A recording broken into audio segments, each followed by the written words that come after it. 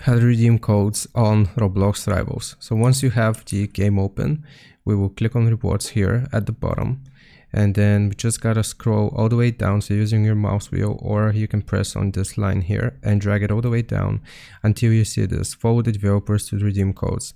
So you will need to follow these accounts on Twitter in order to redeem codes. So here I'll just open up Twitter just like that, and you want to search for the people that I just told you about.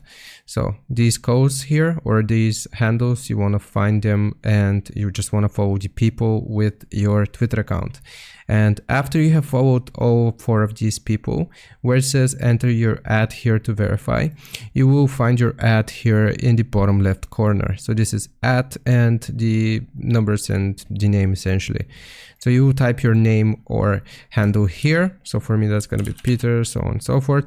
Afterwards, you will just click on verify, and an option to verify redeem code or to redeem codes is going to pop up right here.